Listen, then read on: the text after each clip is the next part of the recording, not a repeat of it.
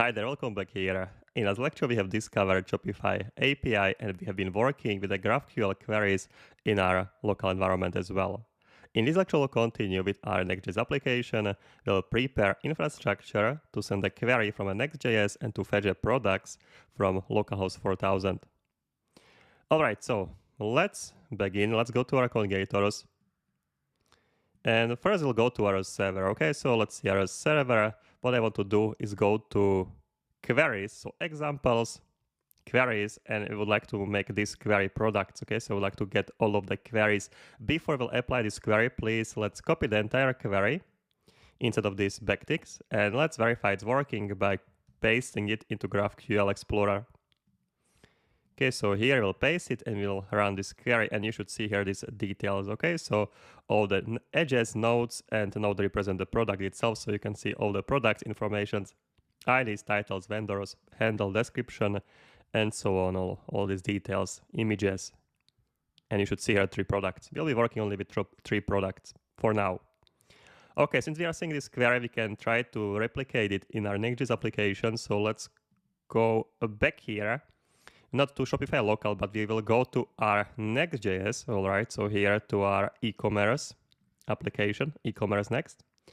And we'll create here a new folder, okay? So let's go to our framework, Shopify, and in a Shopify folder, not in a product, I will create a new folder. So in the Shopify, new folder, and let's call it utils. Yeah, utils, it's a good name, utils. And in the utils, we'll create a new folder, I will call it queries. All right, utils queries. In a queries folder, I will create a query to fetch a product. Okay, so new file in a queries. Let's call this file get all products. Get dash all dash products.ts.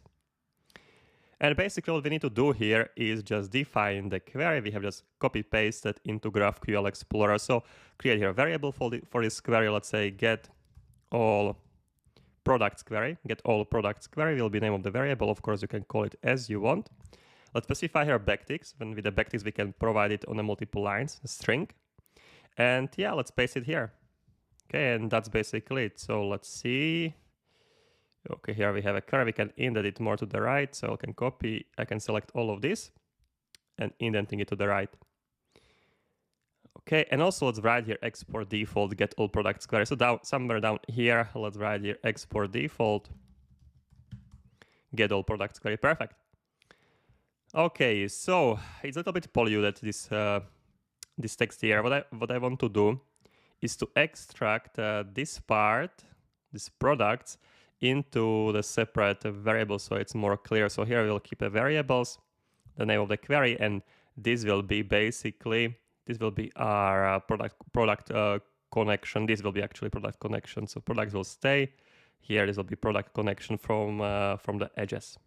Okay, and also this page info, of course, but it's just wrongly formatted as I can see. This should be more to the right like this. Oh, and here this. Okay, so let's copy the entire page info and edges. Let's find the correct ending bracket. So let's click here on this bracket and then let's find here ending bracket for edges. It's here. I will select everything up here and I'll select page info edges. Okay, let's select everything. Let's copy it. Let's remove it. And up here, I'll create a new variable and I will call it product connection, which will be holding these values. Okay, so right here again backticks, so I can provide it multiple lines, and here will be the page info. All right, and the edges. Okay, so I will select this and I will indent this to the right side like this.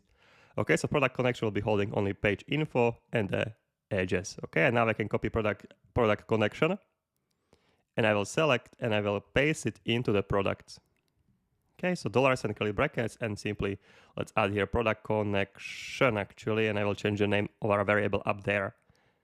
Okay, so up here, product connection. Okay, so product connection is holding this, and here we are providing it to our get all products query. So it's separated, and when we will take a look on our get all products query, that we know that yes, it is a query to get all products. We are getting products where signal product is its product connection, and product connection is containing all this info up here.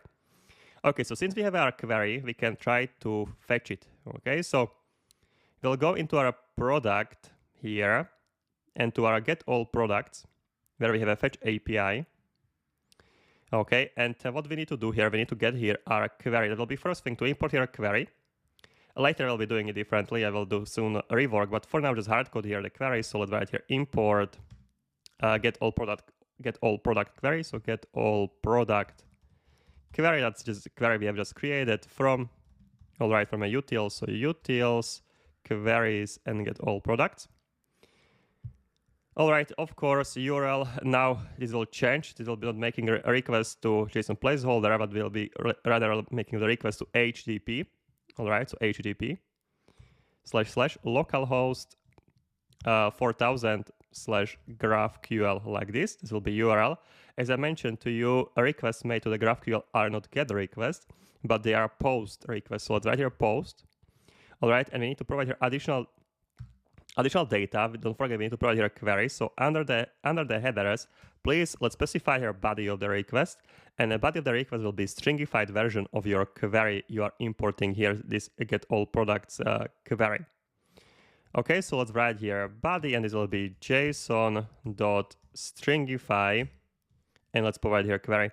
Okay, so normal brackets, curly brackets like this, and let's provide here query, which will be your product, not product connection, but get all product query.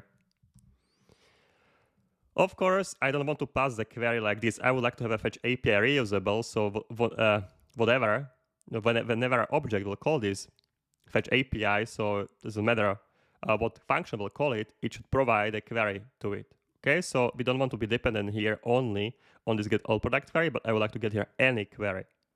So what I will specify here in the parameters of this function, let's write here curly brackets, and let's also expect to receive here a query like this. This will complain because implicitly query will be any type, and TypeScript doesn't like it, so we need to specify here our own type. You can do it like this. Actually, this can stay, and just write here, and after the curly brackets, let's write column. Let's provide here curly brackets, and let's specify this will be type of the argument query, where the query is a string. Okay, I can specify also type for it, but yeah, it's not necessary. If you want, of course, you can specify here type. Let's say fetch API params or fetch params, and this can be query, right, and string. All right, and fetch params I can define here if it's more clear for you. Okay, so we have here our query, and this query will be passed down here. So here in a stringify, simply pass your query. Okay, now you can see our fetch API is complaining because we need to provide a query we would like to fetch. And this will be the query we have imported up here. So get all product query. So I will paste it here. And that's basically, then we have here argument of type string is not accessible to parameter. Oh, okay, we need to pass your object where we will pass the query, and the query will be get all product query. And now it should work. Alright guys, so we can verify, we can set everything, and now ideally when both of your servers are running, you should see actual products in your page. So let's save it, let's go back to browsers. Alright, let's go to here.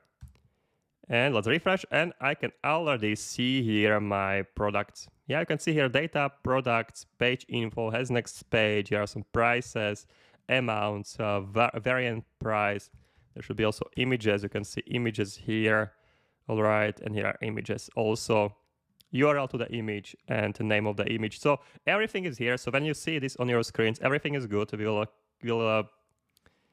end it up here, and we'll continue in the next lecture where we'll be doing some rework with our Fetch API because I would like to move it to its separate file. That should be it. Any questions, ask them, and see you in the next one.